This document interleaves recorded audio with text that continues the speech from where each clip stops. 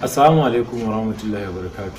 Barkamu da kasance a wannan sabon bidiyo. Sunana Muhammad Lawan, kamar yadda ka sani.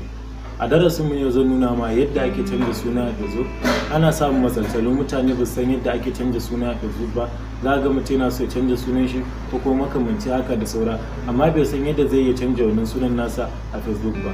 Kafin mu shiga bidiyo ina neman alfarma, akwai inda aka rubuta mun subscribe, ka danna mun subscribe, ka danna ƙararrawar sanarwa saboda zarar na saki bidiyo za a sanar da kai. Ku biyo mu ku sha kallo. Kamar yadda na ce zan nuna ma yadda za ka canza sunanka. Za ka zo ka shiga cikin Facebook ɗin.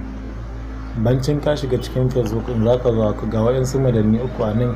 Bancin ka riga ka danna sai ka zo ka yi kasa. Ka zo ka yi kasa ga inda aka rubuta settings a nan wajen. To shi za ka zo ka shiga kan settings ɗin nan. Dan ka danna kai zai buɗe ma kamar haka. Gashi na anan farko za ka gani personal information. To nan za mu zo mu shiga kan personal information. Mun zo mu danna kan personal information nan zai bude mana shafi kamar haka. Abinda farko ya nuna mana shafi kamar haka, ga inda aka rubuta edit, sai mu zo mu danna kan inda aka rubuta edit din nan, sai mu zo mu danna shi. Bancin mun danna kun ga sunan mu nan, za mu iya canza suna. Bari mu canza suna ku gani.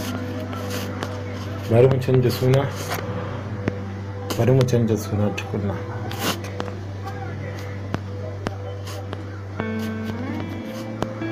To yanzu gashi nan mun canja suna. Bancin mun canja suna sai mu zo mu danna kan nan wajen. Mun danna nan sai mu zo ya ce mu sa password namu. Bancin mun tashi za mu sa password namu, sai mu nemi password ɗin da muke so sai mu sa.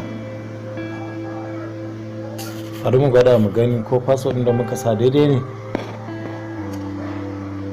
To gashi nan dai suna da ya riga ya canju. Gashi nan suna ya riga ya canju. Sunan ka riga ya koma kaza yadda yake nema za ka sa.